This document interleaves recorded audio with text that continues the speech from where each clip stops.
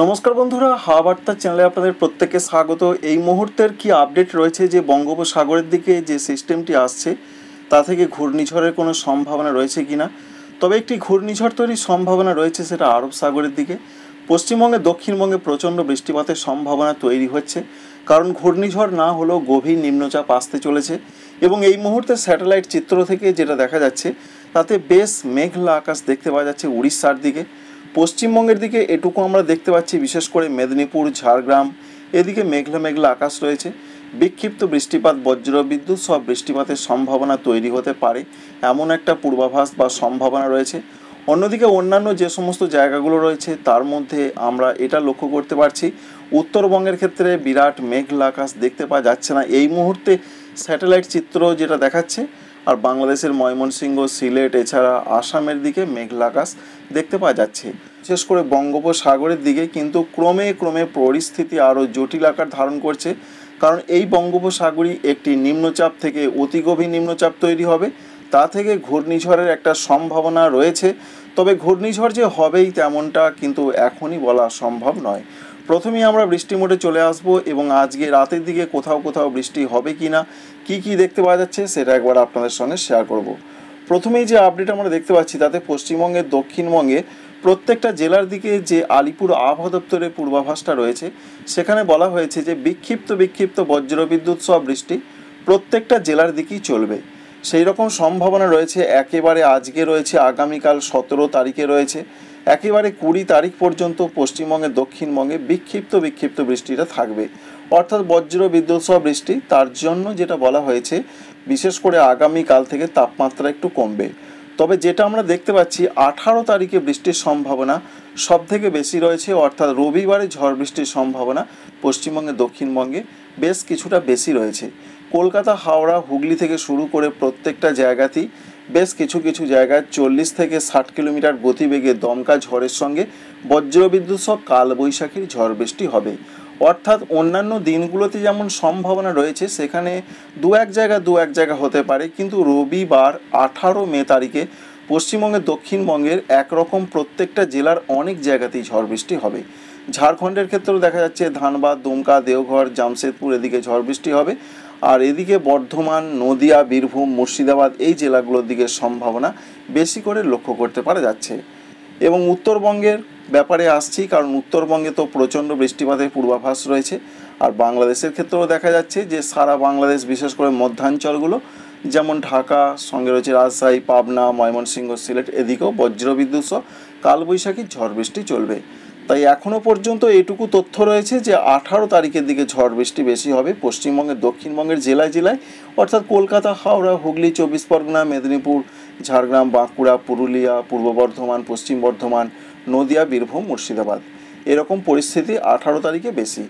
বাকি দিনগুলোতে কিন্তু কোথাও হবে, কোথাও হবে না। আর এই সম্ভাবনা 20 তারিখ পর্যন্ত মে মাসে বজায় থাকছে। পশ্চিমবঙ্গের উত্তরবঙ্গের পরিস্থিতি কিন্তু সম্পূর্ণ ভিন্ন ধরনের, কারণ সেখানে ভারী বৃষ্টির পূর্বাভাস সঙ্গে দমকা ঝড় এই সম্ভাবনা চলবে 20 মে তারিখ পর্যন্ত। আজকে রাতের দিকেও ভারী বৃষ্টির সম্ভাবনা দেখতে পাওয়া যাচ্ছে। বিশেষ করে ভারী বৃষ্টির সম্ভাবনা রয়েছে দার্জিলিং, কালিম্পং, জলপাইগুড়ি, কুচবিহার, আলিপুরদুয়ার ওপরের জেলাগুলোতে কিছু জায়গায় ভারী বৃষ্টি হতে পারে, মূলত মাঝারি ধরনের বৃষ্টি হবে। আর উত্তর দিনাজপুরে 17, 18, 19 এবং 20 তারিখ পর্যন্ত, 20 তারিখে বলা হয়নি, যদিও 17, 18, 19 তারিখে উত্তর দিনাজপুরে দু এক জায়গা ভারী বৃষ্টি হতে পারে। আর মালদা এবং দক্ষিণ দিনাজপুরে বলা হয়েছে হালকা থেকে মাঝারি বৃষ্টির সম্ভাবনার কথা প্রধানত বলা হয়েছে। তাই উত্তরবঙ্গের জেলাগুলোতে দেখতেই পাচ্ছেন কি পরিস্থিতি রয়েছে, পরিস্থিতি প্রচণ্ড খারাপের দিকে, কারণ বজ্র বিদ্যুৎ সহ প্রচণ্ড বৃষ্টির পূর্বাভাস উত্তরবঙ্গের জেলাগুলোতে কিন্তু দেখতে পাওয়া যাচ্ছে। এটা আমরা দেখতে পাচ্ছি 17 তারিখ অর্থাৎ শনিবার শেষ রাত এবং রবিবারের দিকে প্রচণ্ড বৃষ্টিপাতের সম্ভাবনা দেখা যাচ্ছে, সঙ্গে বজ্রপাতের সম্ভাবনাও রয়েছে। আর এর সঙ্গে আসাম, মেঘালয়, অরুণাচল প্রদেশের দিকেও বেশ মাঝারি থেকে ভারী বৃষ্টির সম্ভাবনা রয়েছে।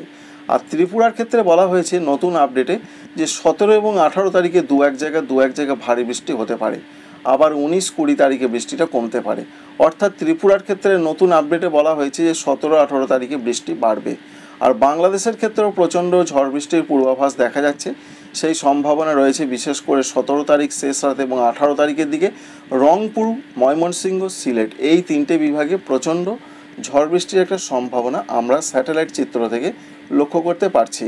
এবার দেখুন ত্রিপুরার দিকে যেটা আবহাওয়া দপ্তর বলেছেন ঠিক তেমনটাই দেখা যাচ্ছে, অর্থাৎ ত্রিপুরাতেও কিন্তু 17 এবং 18 তারিখে আমরা দেখতে পাচ্ছি যে ভালো রকম বৃষ্টি হতে পারে, অর্থাৎ ভারী বৃষ্টি দু এক জায়গায় চলবে। যেমন দক্ষিণ ত্রিপুরা, গোমতী, সিপাহীজলা এই সমস্ত জেলাগুলোর দিকে আমরা কিন্তু পর্যবেক্ষণ করে দেখতে পাচ্ছি। এই রয়েছে মোটামুটি একটা আপডেট। এবার আমরা সরাসরি আসবো যে ঘূর্ণিঝড়ের কি আপডেট রয়েছে। ঘূর্ণিঝড়ের আপডেটে গেলে আমাদের প্রথমেই যেতে হবে বায়ু মোডে, সেখান থেকে আমরা ধীরে ধীরে আপনাদের দেখিয়ে দেওয়ার চেষ্টা করব। প্রথমেই বঙ্গোপসাগরের সিস্টেমটাকে দেখাবো। বঙ্গোপসাগরের সিস্টেমটা যে 20 তারিখে তৈরি হবে সেটা আপনাদের জানিয়েছিলাম। 24 তারিখের আশেপাশে একটি ঘূর্ণাবর্ত তৈরির সম্ভাবনা রয়েছে এবং তা থেকে ধীরে ধীরে নিম্নচাপ তৈরি হবে।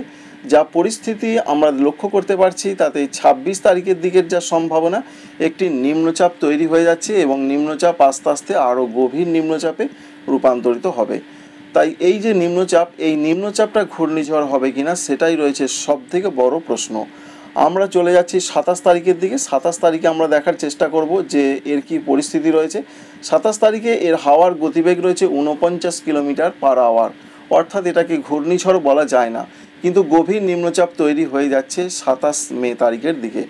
28 তারিখের দিকে আমরা চলে যাচ্ছি। 28 তারিখের দিকে দেখতে পাচ্ছি সরাসরি সেটা বাংলার দিকে এগিয়ে আসছে, অর্থাৎ পশ্চিমবঙ্গ এবং বাংলাদেশের দিকে। তখন তার গতিবেগ কত থাকার সম্ভাবনা রয়েছে? 28 তারিখের দিকের যে আপডেট রয়েছে সেখানেও গতিবেগ মোটামুটি 50 থেকে 55 থাকার সম্ভাবনা রয়েছে। 28 তারিখের পর 29 তারিখের দিকে আমরা যদি চলে যাই, 29 তারিখের দিকেও সেই একই রকম 50 থেকে 55-র মধ্যে তার গতিবেগ থাকার সম্ভাবনা রয়েছে এবং এটি তখন একটি অতি গভীর বা ডিপ ডিপ্রেশনের আকারে চলে আসবে। লাস্ট আপডেট আমরা পাচ্ছি 30 মে তারিখের দিকে। 30 মে তারিখে দেখতে পাচ্ছি সরাসরি এটি অতি গভীর নিম্নচাপ অবশ্যই রয়েছে, এটি বাংলায় আছড়ে পড়বে। তখন তার গতিবেগ কত থাকতে পারে? সব থেকে বড় ব্যাপার সেটা, যদি সেটি প্রচণ্ড গতিসম্পন্ন হয়ে যায় তাহলে ঘূর্ণিঝড় হতে পারে, তবে সেটা দেখার বিষয় রয়েছে যে কতটা গতিবেগ তা অর্জন করতে পারে। আমরা দেখার চেষ্টা করব। এখনও পর্যন্ত আমরা দেখতে পাচ্ছি মোটামুটি সেই 50-55-র মধ্যেই ঘোরাফেরা করছে, অর্থাৎ এটাকে এখনই যে ঘূর্ণিঝড় সেটা বলা যাচ্ছে না, পরিষ্কার করে এটা আমরা দেখতে পাচ্ছি। সুতরাং একটি অতি গভীর নিম্নচাপ বাংলার দিকে আসছে, বিশেষ করে পশ্চিমবঙ্গ এবং বাংলাদেশের দিকে। এর জন্য কেমন বৃষ্টি হতে পারে সব থেকে বড় বিষয় রয়েছে সেটা আমরা অর্থাৎ একটু পিছিয়ে যাচ্ছি, সেখান থেকে কাউন্ট করব। 26 তারিখের দিকে সেরকম কিছু নেই, হালকা মাঝারি বৃষ্টির সম্ভাবনা রয়েছে উপকূলবর্তী জেলাগুলোর দিকে। 27 তারিখেও বিক্ষিপ্ত বৃষ্টি হবে, বিরাট ধরনের বৃষ্টির কোনো সম্ভাবনা নেই এবং 28 তারিখ থেকে কিন্তু আবহাওয়াতে পরিবর্তন। 28 তারিখ থেকে পশ্চিমবঙ্গে, দক্ষিণবঙ্গে মাঝারি ধরনের বৃষ্টি, দমকা ঝোড়ো হাওয়া।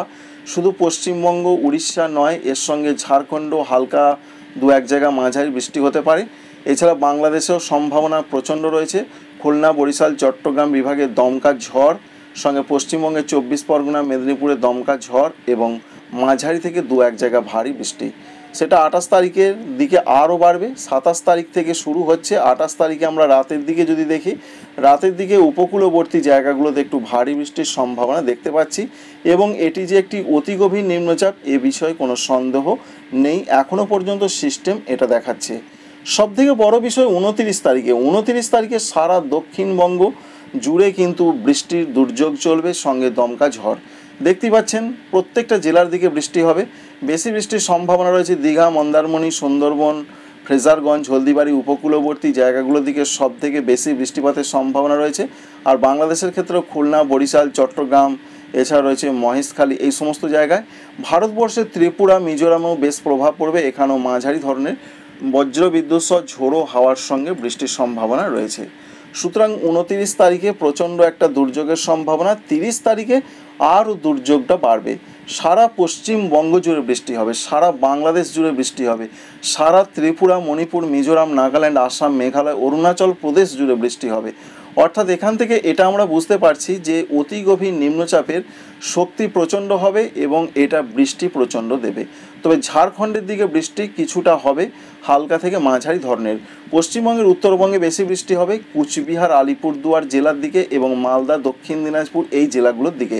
আর পশ্চিমবঙ্গে দক্ষিণবঙ্গে বেশি বৃষ্টির সম্ভাবনা 24 পরগনা, মেদিনীপুর, নদিয়া, পূর্ব বর্ধমান, এছাড়া রয়েছে বাঁকুড়া, এই সমস্ত জেলাগুলোর দিকে, মুর্শিদাবাদ, এখানে বেশ কিছুটা ভারী বৃষ্টি হবে। বাংলাদেশের ক্ষেত্রে খুলনা, বরিশাল, চট্টগ্রাম, ঢাকা, রাজশাহী এখানে বেশ ভারী বৃষ্টির সম্ভাবনা রয়েছে। তো বন্ধুরা বুঝতেই পারলেন যা পরিস্থিতি এগোচ্ছে তাতে অতি গভীর নিম্নচাপ এখনও পর্যন্ত রয়েছে। যে কোনো মুহূর্তে সেটি ঘূর্ণিঝড় হতে পারে এমন সম্ভাবনাও রয়েছে, তবে এখনই বলা যাচ্ছে না সেটি ঘূর্ণিঝড় হবে কি হবে না। অন্যদিকে আরব সাগরে কিন্তু ঘূর্ণিঝড় তৈরির পরিস্থিতি আমরা দেখেছিলাম। এই মুহূর্তে একবার দেখার চেষ্টা করব সেখানে কি পরিস্থিতি রয়েছে। আরব সাগরে অবশ্যই ঘূর্ণিঝড় তৈরির মতন পরিস্থিতি রয়েছে। 24 তারিখের দিকে আশেপাশে একটি ঘূর্ণিঝড় দানা বাঁধতে পারে আরব সাগরে, এবং সেটি দেখে নেওয়ার চেষ্টা করব যে কি দেখতে পাওয়া যাচ্ছে। তার যা গতিবেগ আমরা দেখতে পাচ্ছি, অবশ্যই ঘূর্ণিঝড় তো বটেই, একটি ঘূর্ণিঝড় আরব সাগরে তৈরি হচ্ছে। সেই ঘূর্ণিঝড় কোন দিকে যাবে সেটাই সব থেকে বড় বিষয় রয়েছে। ঘূর্ণিঝড় আস্তে আস্তে এগিয়ে যাচ্ছে।